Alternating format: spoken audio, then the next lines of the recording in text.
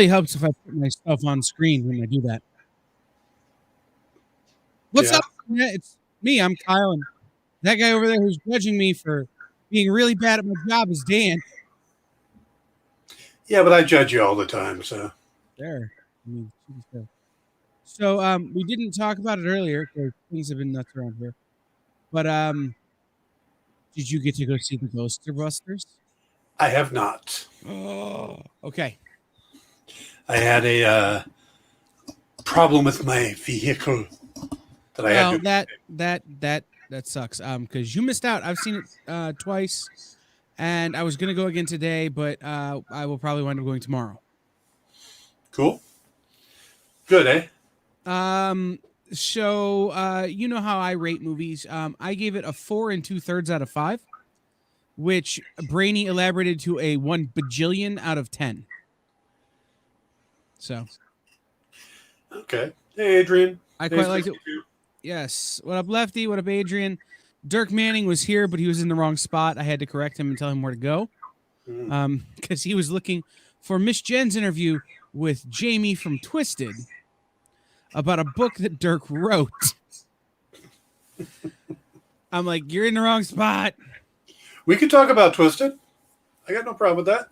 I don't know the book, but I know Dirk. Right. It's right. It's this week, one of the books that's out, and I didn't put it in the thing because Dan and I technically didn't get a chance to read it, even though I've read it. Is Haunted High-On's The Curse of the Green Book. Haunted High-On's Volume 2, Curse of the Green Book, which I will give you the solicitation on before just kind of. It's the guys from the band Twisted, Jamie and Paul, Madrox and Monoxide, basically as the Scooby Gang. They're fake, or they are ghost hunters, but they are faking it until a real ghost joins them on their quest. And in this second volume takes place in voodoo-laden Nolans. So a fake Ghostbuster gets helped by a real ghost? Kinda, yeah. Frighteners! Sorry. Not necessarily, not really. It's a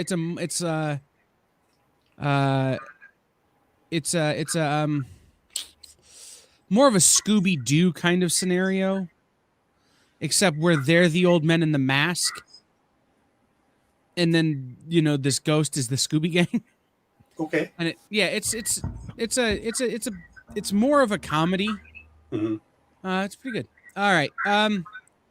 But Dan and I read some books this week. I read the books Dan sent me, and one other. Cal didn't send me any books. I did. I sent you one that I'd already read. I didn't know you'd already read it when I sent it to you. You sent it to me the first time to read. Well, there you go. I forgot. Like, I don't remember, dude. The book that we're talking about, I've been following since it was an idea. Like. So it's been a tough one for me to know who have I told about this and who haven't I. Well, Garrett was going to be on the show and then ended up canceling, but you sent me the book to read. I remember that now. Yeah. So, no. To be honest, the places I normally get books from, you had already sent me those books, and then one of the places that is separate isn't updated because their offices are closed all week for the holiday. So all week? Wow. Yeah. Yep. Well, all week. Everyone's working from home. So things didn't get uploaded. Okay. And you got that last book I sent you, right? At the last minute? Yeah, I didn't get a chance to read it, but I read all the others. So okay. But I wanted to start with the one book that I didn't send Dan that I read. And we were actually talking about the writer of this book just a second ago.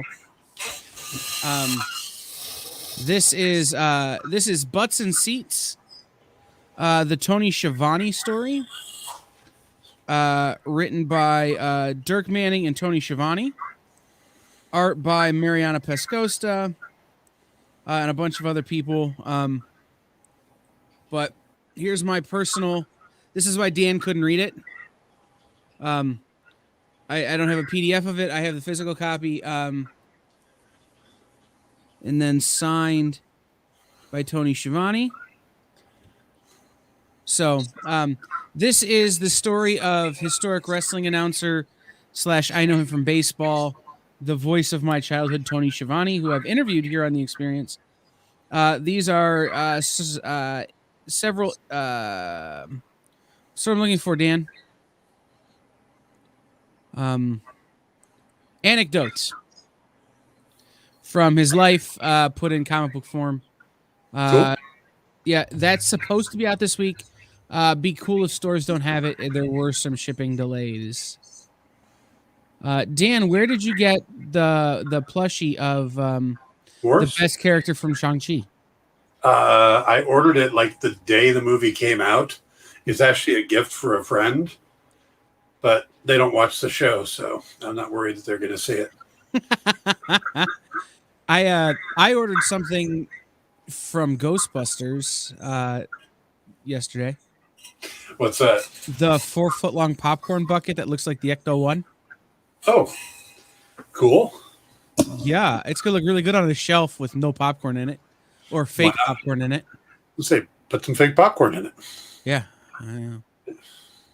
The problem is that I'll eventually get hungry and want to eat it. Well, then put real popcorn in it. But then I'll eventually get hungry and want to eat it. So you're going to either way. Double-edged sword, really. Yeah. Yeah. But yeah, I got the plushie off of Amazon. So, but like I said, it was, I ordered it right when the movie came out because we walked out of the theater and she went, I want a plushie of Morris. And I went, okay.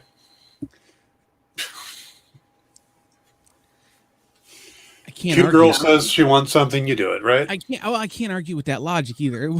That was one of the best characters in the whole movie. Yep. Oh yeah, absolutely. And the team up with Trevor was awesome. Yes. Yeah.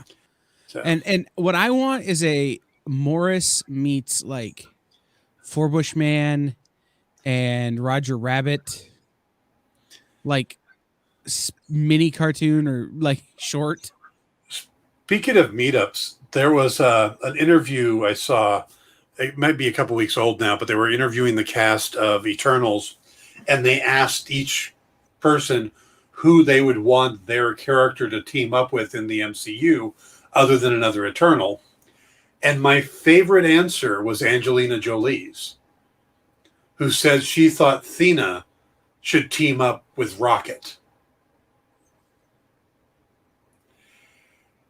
And the more I thought about that, the more I loved that idea.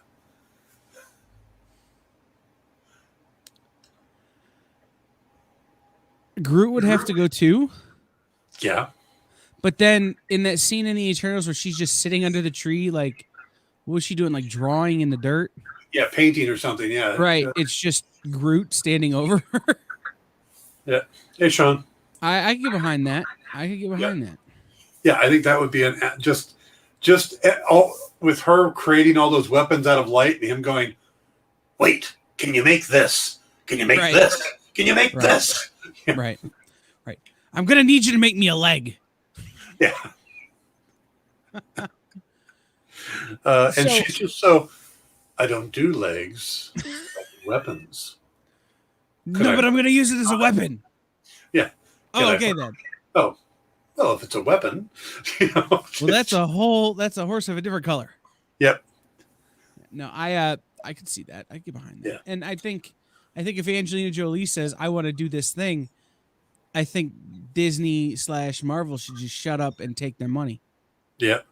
So. Yeah. All the other ones were like Gilgamesh wanted to fight Hulk and Sprite wanted to hang out with Loki. No, it was Loki? No, it was Makari wanted to be with Loki. But Ajax said she wanted to hang out with Deadpool and try to heal his mind. But yeah, none of those were that great. But no. Cena and Rocket. Although Sprite and Deadpool could get into some trouble. That would be fun. Yeah. Yeah.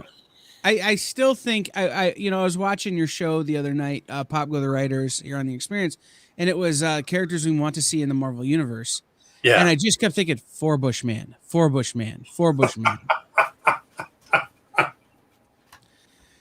Because I think the Marvel Universe needs more characters that make absolutely no damn sense.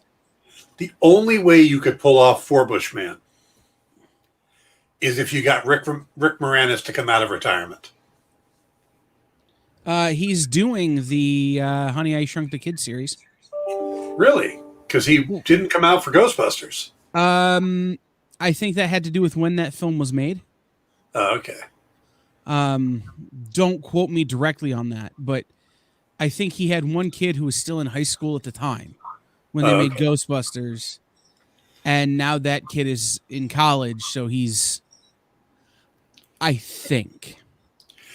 But Rick Moranis as Forbush Man would work. I was thinking Kevin Hart. Yeah, but would Kevin Hart do it? Oh God, no, not at all. But because we can't get Tim Conway. True. You gotta have. There's a certain look and a certain delivery that you gotta have for Forbush Man. Yeah. How about Martin Short? Okay, but then who is Steve Martin going to play? Because they only ever do things together now. Steve Martin can play Stan Lee. All right, that works for me. Although I've already cast Stan Lee in my head as Mark Maron. Yeah, everybody has. Yeah.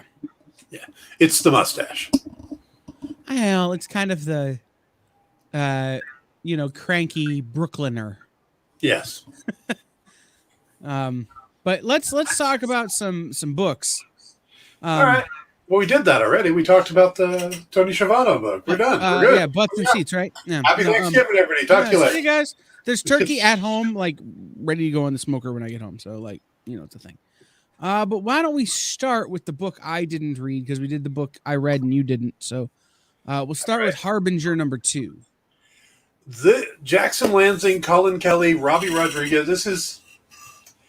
This is an interesting book. This is a very different take on the Harbinger series. So if you're a longtime Valiant reader, it's always been a team. There wasn't really a Harbinger team, but it was always a group of Psyots. And there was one in particular, Peter Stanchik, that was always the most powerful. But there was Zephyr was one of them, and they all had, right.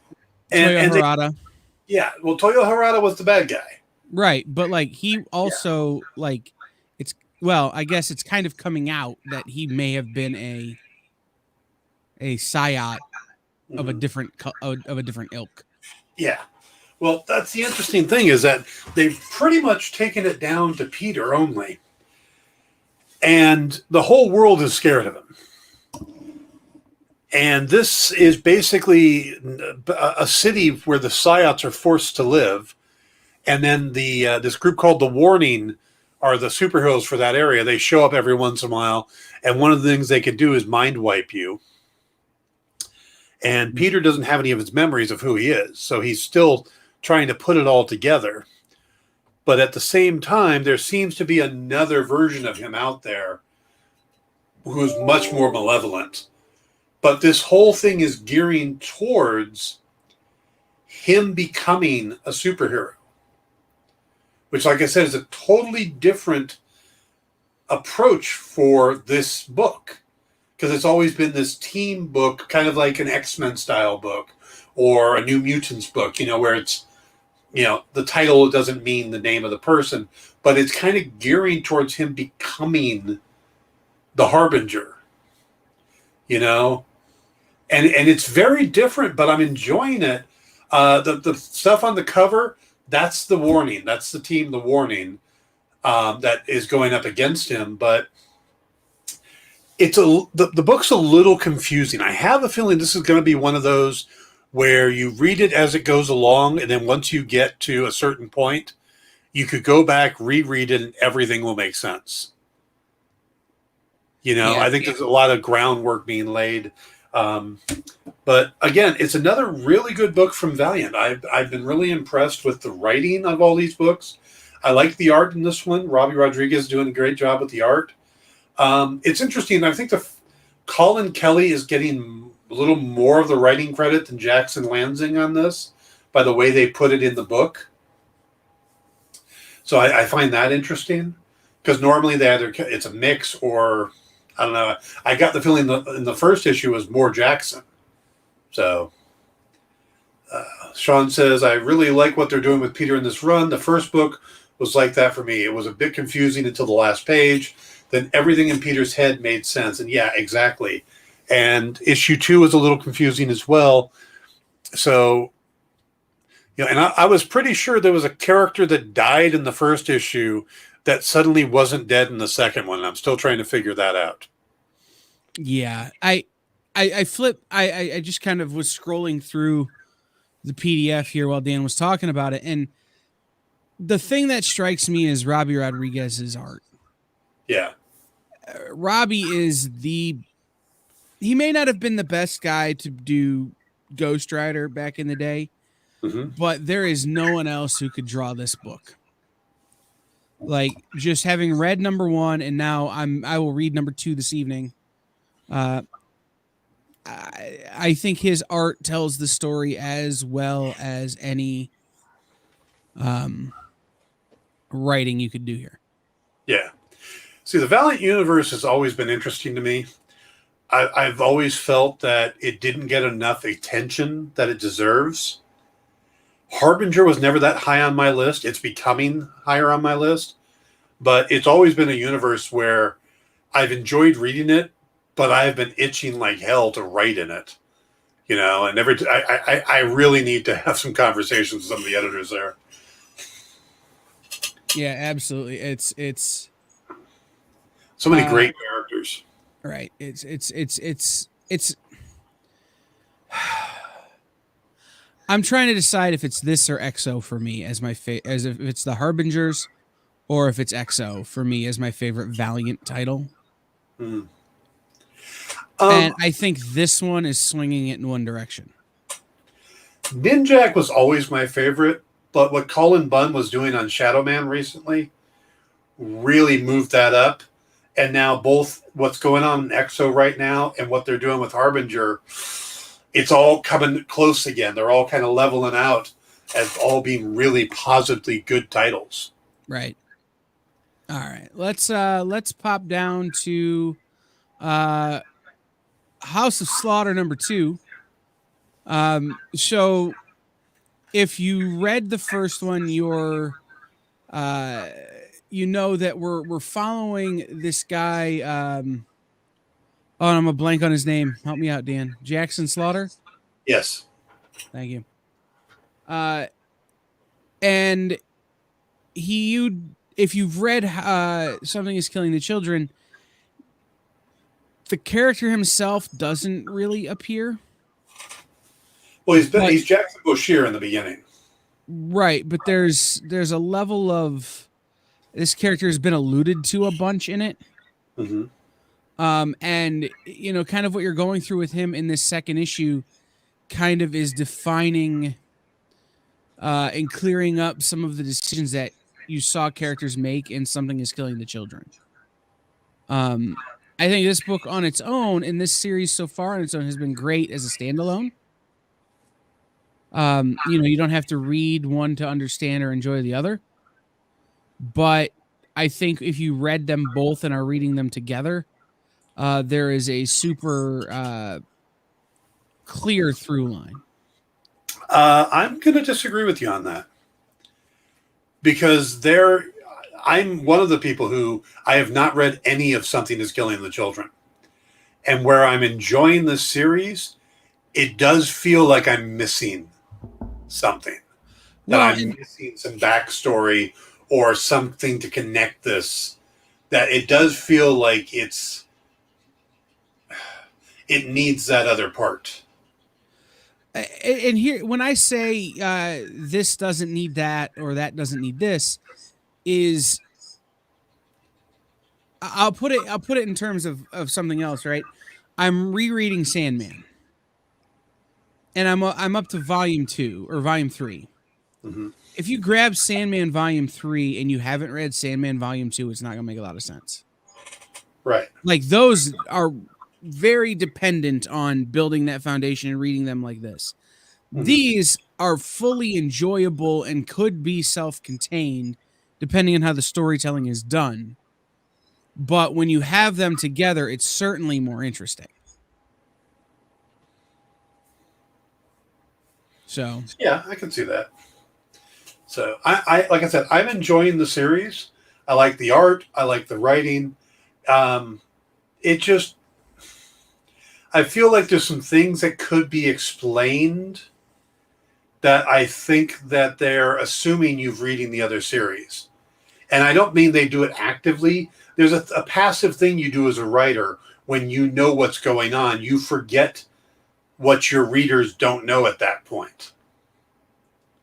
yeah, and I can totally see that. Like that I couldn't argue that point that that's happening. And it may be that my brain is going over it because it just knows what it knows. Yeah. You know, it's you don't know what you don't know, but at the same time you can't unknow what you already know. Yes. So it may be a level of that for sure. Mm-hmm. So all right. I'm gonna move the next book on the list down because I want to talk about it later. And we'll come over here to Dungeons and Dragons Mindbreaker.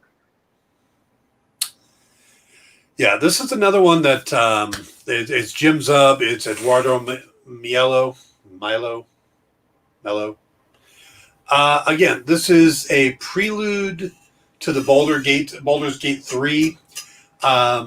We're picking up pretty much right where we left off, where they've discovered one of the characters,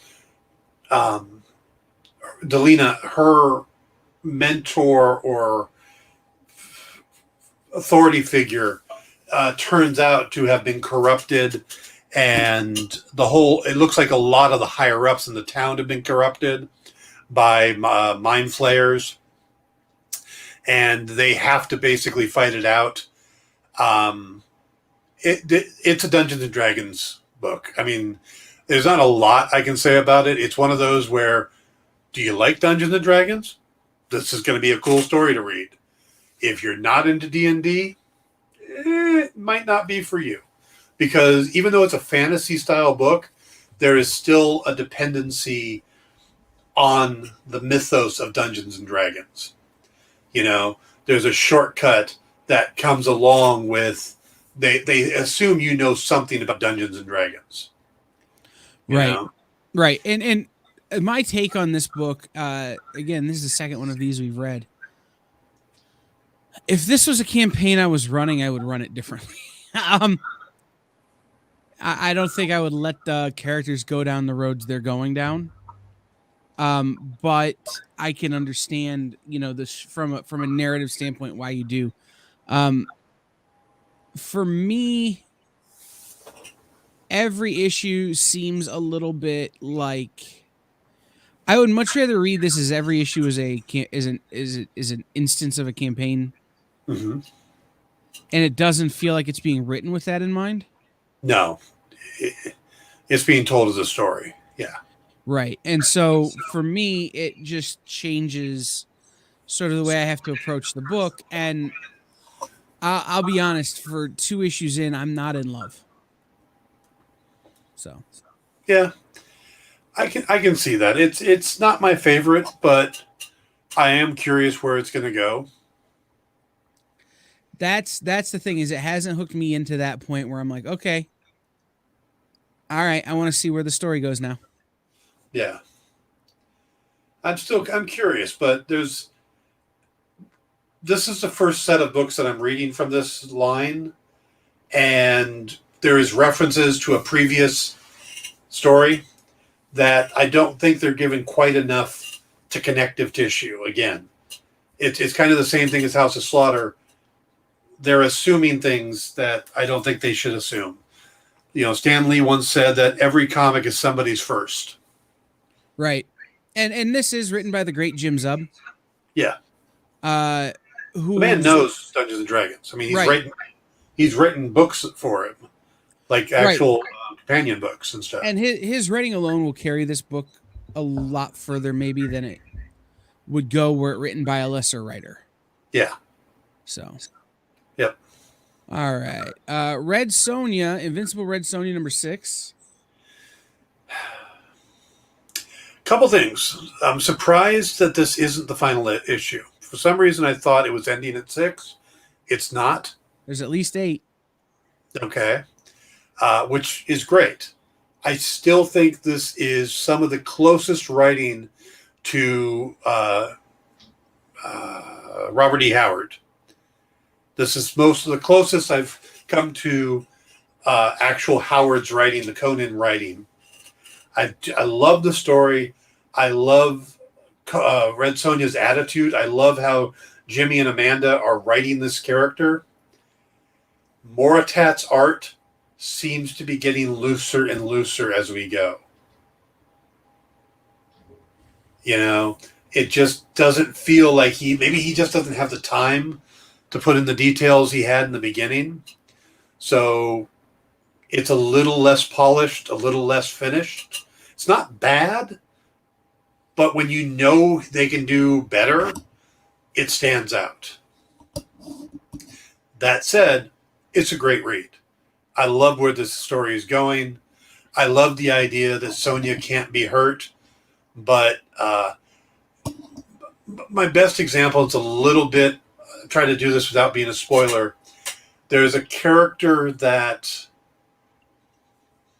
has been bothering her for a while and finally gets taken out, but gets taken out in a panel that you really can't tell what's going on, and it's sudden.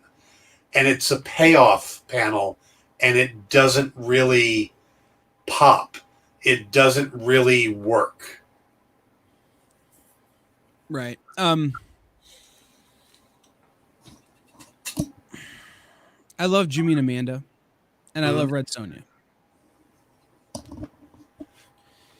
If we weren't getting these to pre-read for this show, I probably would stop reading the single issues. I would wait until it's collected and read it that way. I don't know if it's the art style. It might be, because you're right. Moritat, like, the chainmail is getting weaker. Yeah. Like, the thing that is the most iconic part, other than the hair and the sword, is the chainmail, and it feels like you're chainmailing it in. I'm sorry. Yeah. I'll put myself in timeout. I'm sorry. But no, it's it's getting weaker. I loved the concept. I super dig the book, but I would certainly grab this as a trade rather than single issues. Lefty says he loves the Frank Cho covers. Right. If you're buying it for a cover, more power to you. But I'm to the point now where unless there was a cover that went, I've got to own that piece of art.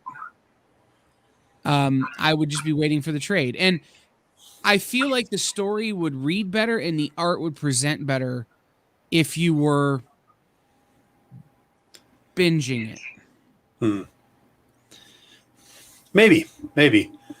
Because rather than, here's what I think. I think rather than looking at it as an individual issue, if you're looking at it as one big story, now the linear nature of life is things are getting looser. She's not hurt, she's more unkempt, disheveled, because these things just keep happening in succession. Yeah.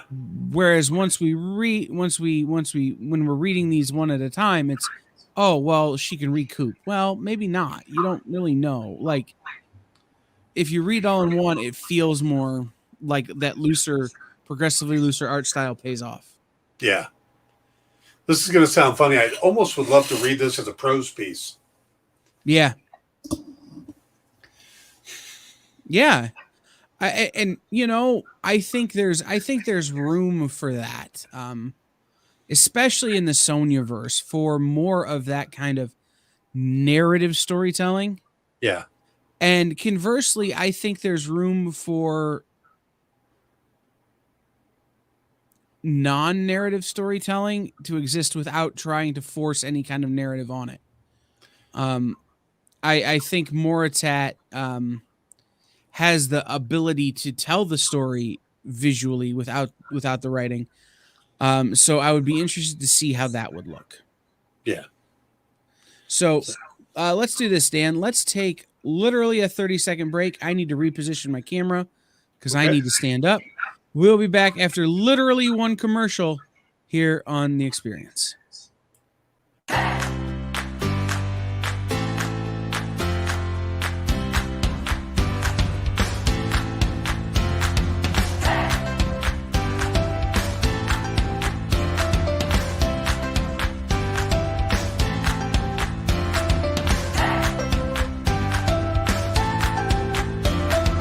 There's something for every imagination at your local comic shop. Visit comicshoplocator.com to find a store near you. See, I told you, literally one commercial. We're back. Yep. We're back. Dan didn't even have time to tweet or text or whatever he was doing. All right. So where are we going next? Next up after Red Sonja is Human Remains #3 from Vault. I love that we're getting Vault preview books. Yeah. Because this is one that my LCS has been struggling to get in stock and keep in stock. Vault books for me. So I'm still getting to read them, and then when they come in, I get them, But sometimes I'll get so for instance, when I go in this week, hopefully I'll have Human Remains 2 and 3 waiting for me. Yeah, this is the first one. I mean, now that we're getting the Vault books, and I like to highlight some of these, I like to try to pick at least one from each publisher. Mm-hmm. That way we get a good variety, and we also get a highlight. And this was the only one from Vault this week. I haven't read 1 and 2, so I'm literally jumping in mid-story. Peter Milligan, though, I'm a fan of his writing. I've read some of the stuff that I've really liked. Sally Cantorino. But it's a very strange story. And probably reading 1 and 2 would help a lot. Yeah, no, absolutely with this. So issue 3, if you haven't read issues 1 and 2, is going to make no damn sense. But what you have in Human Remains are this group of people who wind up sort of forced together by fate. And it's a pretty horrible fate, if I'm telling the truth. And each issue thus far has been sort of like taking one of those people and highlighting their current situation with all the others playing into it. And that's what this was. So this was more of what had been happening. Yeah, I mean, you've got a world where there are these monsters that appear to be feeding off of strong emotions. And there's a general trying to bring them out to fight, to take them on. But that all really feels like it's secondary to, like in this issue, the woman on the cover is dealing with the basically abusive boyfriend she lives with and getting up the courage to leave him in the middle of this strange world. Right. But my only problem with it is that art-wise, the characters really don't feel differentiated enough that there was a couple points that I was reading and didn't realize we were talking about different characters. Right. That you had switched. Right. Yeah. Yeah. So that would be my only knock on the book. Otherwise, it's a very interesting premise. And I like the idea of telling very human stories in this very strange world. Right. And the thing is that, so you're dealing with this, in this issue, you're dealing with the abusive relationship. And anybody who's ever been around one or been in one kind of recognizes the emotion and the toll that comes with that. Now, imagine if that was fueling this thing that's trying to destroy your world. Yeah. That's trying to destroy the whole of humanity. And that's kind of what you're dealing with here. You've got this character and all of these characters who are trying in some way to control their emotions when what they really need is not to. And I think the title works on a couple of different levels in that regard, right? Yeah. There's a lot of death. There's a lot of gore in this book. But there's also this kind of what's left over after you go through something incredibly emotional. What's left over as part of you. Yeah. So, like I said, if you could pick up 1 and 2 from your store, definitely do it. If not, try and have them order it, but you definitely are going to need to read them all. It is, though, I do believe, only a 5-issue miniseries. Now, does Vault do trades? Yeah. Yeah, this might also be one to grab in the trade. Yeah, I mean, and that's how I've read a lot of Vault books leading up to this point. So, super, it's a super good way to do it with them. Yeah. All right. This is, what is this? Is Blacksmith number 5 from Ahoy Comics. Yeah. Now, isn't this your buddy? Yes. Yeah. So he wrote the first story in this book. Yeah. Eric Pilecki, brother of Adrian Pilecki. Mm-hmm. Wendell Cavalcanti. Mm-hmm. And this is the final issue, by the way, of the series. Yes. It's a werewolf crime story. This was really interesting to me because it feels a lot like it's urban fantasy. It's in the same vein as you'd get with like the Iron Druid series or Dresden Files, those kind of books where they introduce these supernatural and fantasy creatures and characters into a mundane world. And in this case, you have a werewolf detective, you have a half djinn character, you have a minotaur, a woman who is made out of marble brought to life, and there was also vampires, stuff like that. So again, it's kind of like Dresden Files, where you get all these unique characters in this normal world. So it's basically a detective series, but with all these supernatural elements. And this is the final issue of it. This is another one that you probably want to pick up the previous issues if you can. But there's enough in this issue to make you want to go get those previous issues. Yes. You want to connect those dots. So the first story, the main story in this book is Blacksmith, Chapter 5, Eric Pilecki, and Wendell Cavalcanti. You also have some other backup stories that are in the same universe and they take place in the same world. So they all connect and they feel like they connect. But you have Henry's Ugly Life written by Pat Cavanaugh with art by Amy Lee Sullivan. Horrible Jobs by Danica Davidson with art by Dan Schoeneck. Mm-hmm. Schoeneck. Sounds right.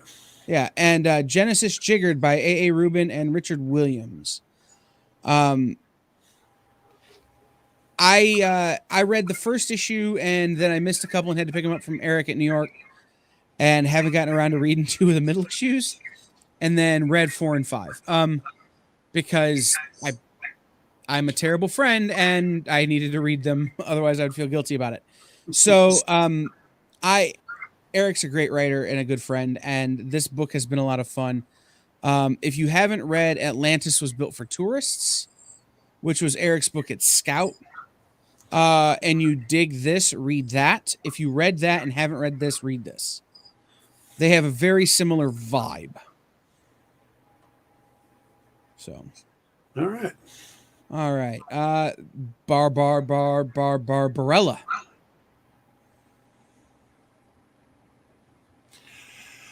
Okay, Barbarella. Barbarella.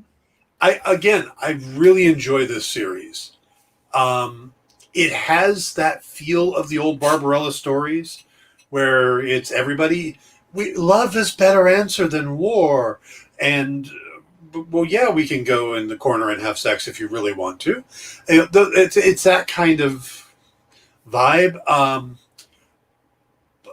And we get some answers finally. We find out there's a bigger connection going on here. But at the same time, what really stands out about this to me is what got my attention last time we talked about this book too, is the artwork of Madabek Musabekov, who really does seem to be getting better with every issue. It just gets stronger and stronger, and it's at a point where, the covers are great, but I'm actually liking the interior art better than the covers. That's where it's getting at this point. It's a good story. It's a fun kind of turn your mind off, enjoy the sci-fi. There's some deeper meaning in here. I mean, I don't want to downplay Sarah's writing. It's good writing. It's a good story. It's a classic Barbarella story. She is writing in the same way that Jimmy and Amanda are writing Robert E. Howard style stories. Sarah is writing a Barbarella story, which is great. So I really am enjoying this series a lot. And I look forward to see where it goes next. There is an amount of sexual politics in this book that I don't necessarily look for in comics, as it were. But that's always been part of Barbarella's mythos, right? Yeah. So there's not a whole lot you can do about it. It's going to be there, and you just kind of roll with it. And there's nothing wrong with that. It's a thing that to me feels necessary to the character, but still unnecessary in the storytelling. I don't know if I'm putting it as clearly as I would like to. But to me, you can't have Barbarella without the wink and a nod kind of stuff. But at the same time, I don't know that necessarily adds to the linear story they're trying to tell. Yeah, I mean, the situation in this particular issue isn't really needed for the story, but it is needed for it to be a Barbarella story. Right. Like I said, it feels not, it doesn't feel gratuitous. Right. But it also doesn't feel out of place. But at the same time, it feels awkward. Yeah. I was going to give an example, but it's not a very good example. Right. I mean, I'm trying to, it's, I'll give my example. Okay.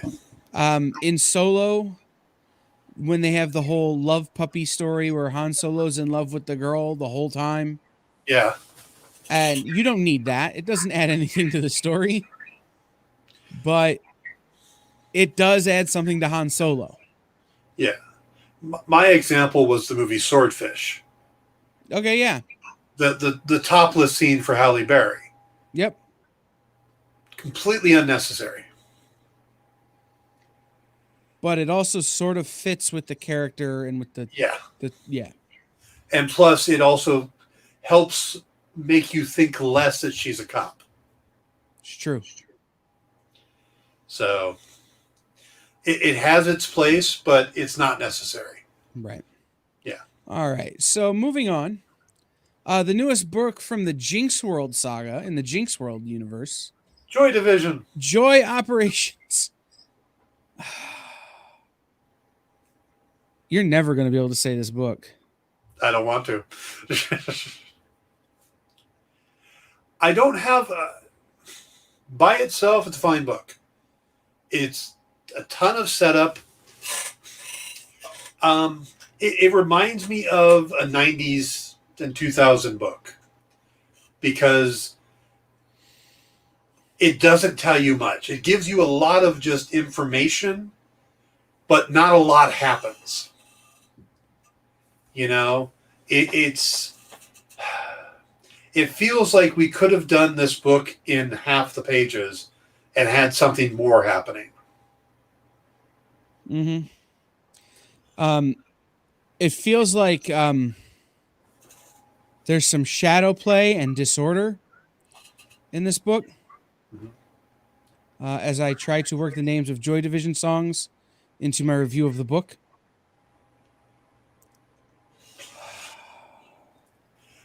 One of the things that threw me off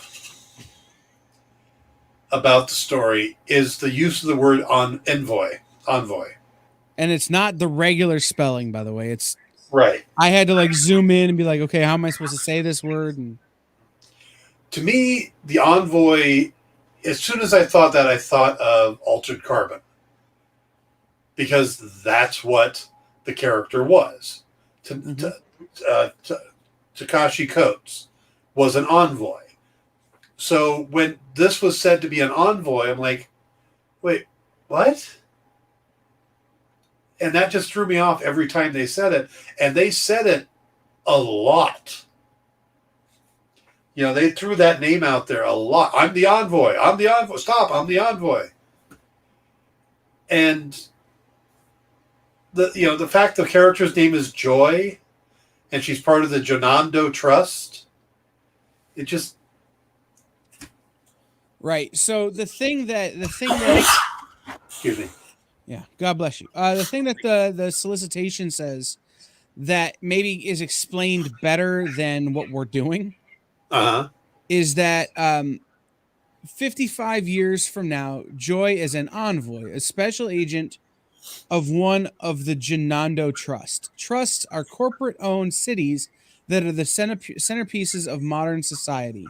She rights wrongs for the trust. She is excellent, perfection, hard on herself, driven, almost legendary in some parts, until one day a voice pops in her head trying to get her to betray everything she has ever believed. If I had known that before reading this book, it would have made this book a lot better. Yeah. I had the same when I grabbed the solicitation. I'm like, what? Yeah. Yeah. It's written by Brian Michael Bendis. And I have a friend who is maybe the biggest Brian Michael Bendis fan I know. And I said, hey, man, I got to read BMB's new book today. And he goes, how was it? And I go, Jessica Jones, it ain't. This is... I'm going to say it only because we're one issue in and I don't know where it's going to go. This isn't Brian at his best. But it is totally Brian in a situation where this is his universe and you can tell he gives a damn. You can certainly tell when he's writing characters that he doesn't necessarily care about. He's just writing because it's what's assigned to him. Yeah. Or what the publisher needs him to write. This is not that. This is him caring a lot. Because there's a lot of effort put in this book. Yeah, he's world building. Right. But this book, on its own, was only okay for me. The art, and this is... Sean Butler says it. I know nothing of this book, but the cover looks awesome. So now I want to read it. The art in this book was gorgeous. Yeah, Stephen Byrne. Great stuff. Felt like if Tron got turned up to 11 and they snapped the knob off. Or if you read books, there were some books that came out from Image a couple of years ago that have a very similar vibe where it's this super futuristic looking thing. Yeah. Very, very cool looking book. Yeah. I want the story to get to be the same level of where I feel like the art is. And Bendis certainly can get there. It just feels like he spent too much time on world building and throwing out his terminology, creating his vocabulary for this world of, the trusts and the envoys and,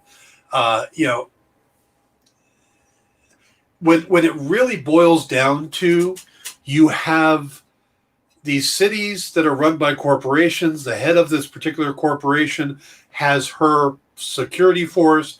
This is the top person in her security force. She's almost legendary to the others around her. And somebody hacks into her brain to try to get her to assassinate the head of the trust. Yeah. That's your story. But they spend a lot of time building the world and they could have spent more time on the story. There could have been more to the story and let us learn the world as we go along.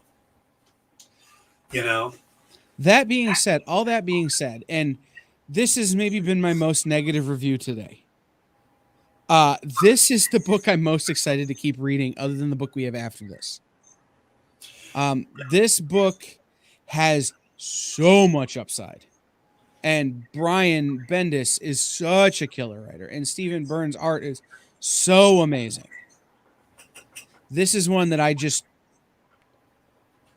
we're not saying particularly great things about it, but pick it up and get your bearings, because I mean, the next issue could be a complete banger.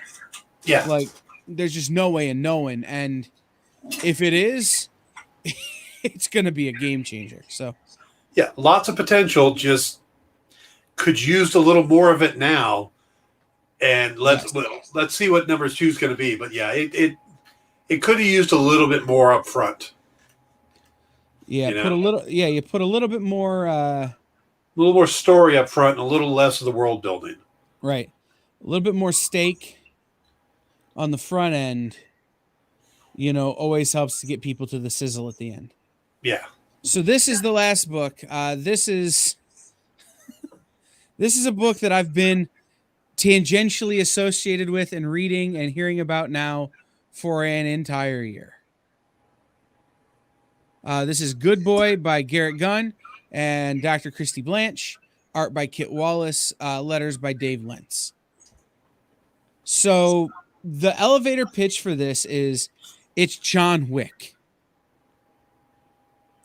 Except that John Wick dies and the dog lives. Oh, and the dog is maybe more of a badass. So this is your classic revenge tale, except with an anthropomorphized talking dog. Yes. I've read the whole series, so I'm going to stop talking there because I'm worried that I will start to spoil issues 2, 3, and 4. As I have already gotten the whole run because I kicked back the Kickstarter. So cool. Dan is moving his microphone like he's going to say something. There was a bug on the thing. I was trying to kill it with the mic stand. Oh, I thought you were gonna say something profound. No, I don't have anything profound to say about this. I read it a few weeks ago, so I didn't reread it today. And it took me a while to get into this book because I wasn't sure what the hell they were doing. I didn't know if it was a parody or an homage. Yeah. And I don't know. I mean, maybe it's having read the full series, it's different, but it just feels like an odd parody to me. Yeah. And so I could tell you, it's not supposed to be a parody. It's an homage. Both Garrett and Dr. Christie love the John Wick story. Uh-huh. And they both really love their dogs. Like IRL. Yeah. So it's supposed to be an homage to Garrett had a service dog who passed away. Dr. Christie has 2 dogs. Sean, not much. The whole idea is not to spoil too much, but it's the, when you think about stories of assassins or killers of any kind. I watched Shooter last night because it was on the Marky Mark movie. Right. And it's, when you have a very particular set of skills and you try to retire, you don't get to retire, right? I mean, that's a trope as old as time. And that's kind of what this is. It's, Flint, the dog, and his human wanted out of the game, and the game didn't want to let them go. And it winds up with the human is dead, and the dog is back in the game.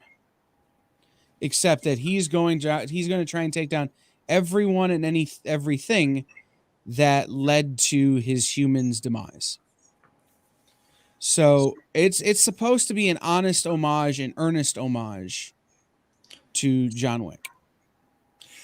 I would fall in the same two categories that you put Garrett and Christy. I am a huge John Wick fan, and I love my dog, Artemis. I've had her 10 years now. Just couldn't get into this yet. Yeah.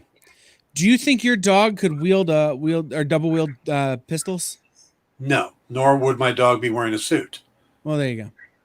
So maybe, and I don't necessarily have a big love of anamorphic or whatever they call it. Anthropomorphized stories. So that could also be, because it's just confusing to me.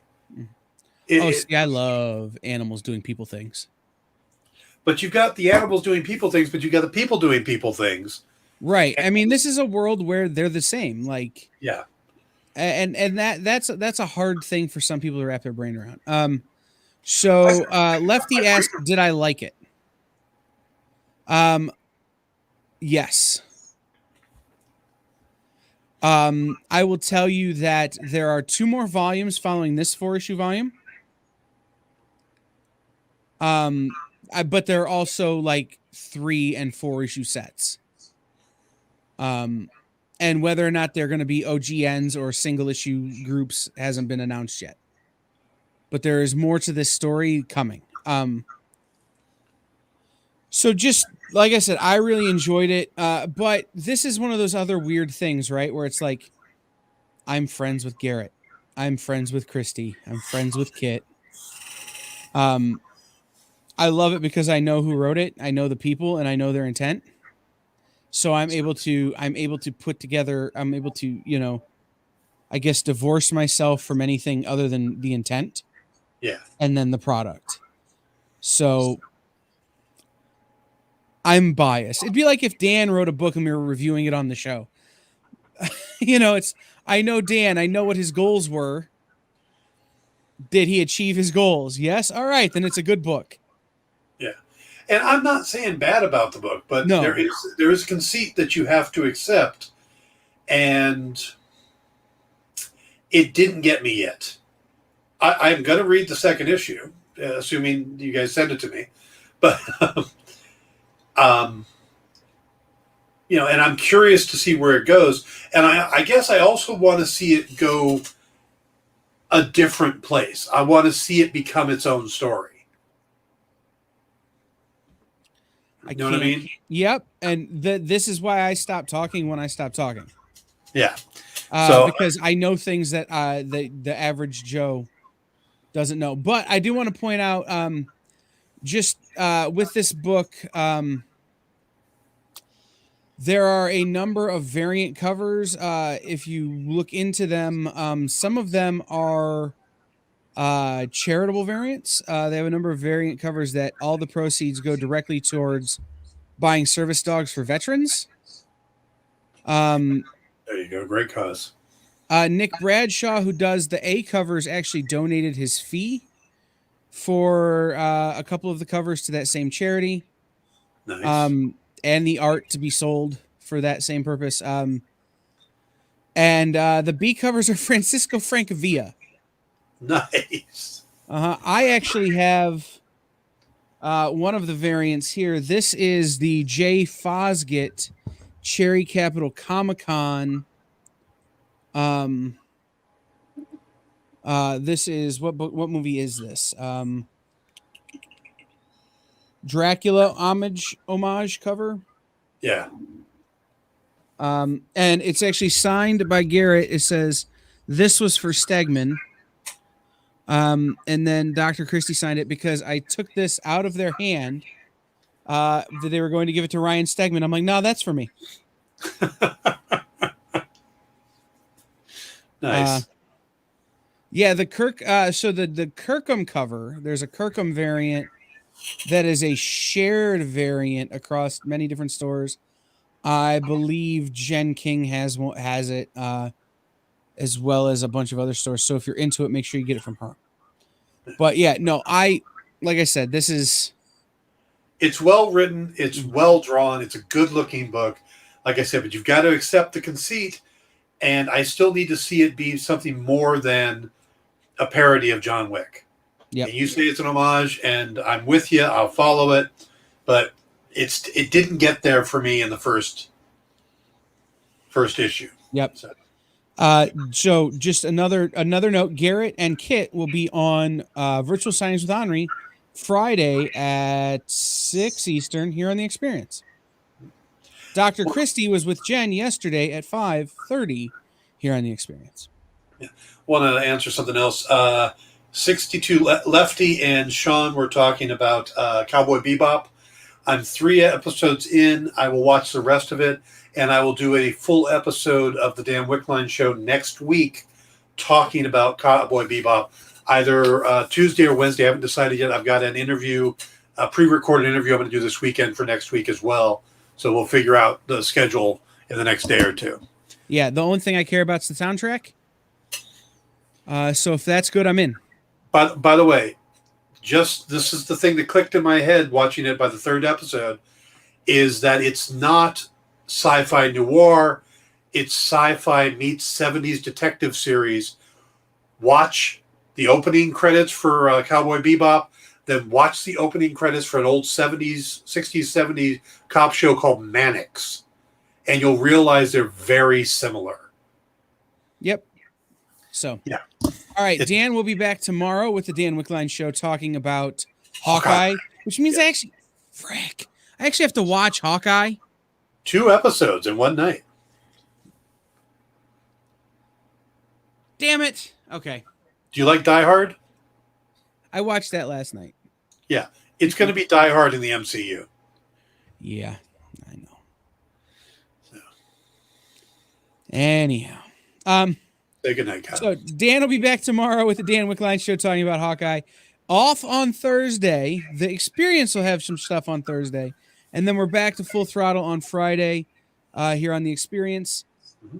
So just know that Thursday is a little bit weird, but we definitely have an episode of Pop Go the Writers on Thursday, as well as some pre-recorded interviews from Jen and I at New York Comic Con. So those will be on Thursday. If we don't see you before then, have a great Thanksgiving and happy Turkey Day. If you join Pop Go the Writers, where it airs on my channel first and then comes over here, Jim Beard will be joining us this Sunday, who's one of Kyle's favorites. Jim will be on as our tradition of anytime we start a new MCU series, Jim comes on. So he will be on this Sunday with Paul and I as we talk about the new Hawkeye series as well. Well, we made a mistake. And I wasn't made aware of it until after. We should have had Jim Beard on with you to talk about Ghostbusters. Because he's written Ghostbusters. So. Oh, well, what are you going to do? All right, guys. For Dan, I've been Kyle. Happy Thanksgiving. We'll see everybody tomorrow. Bye. Good night, everybody.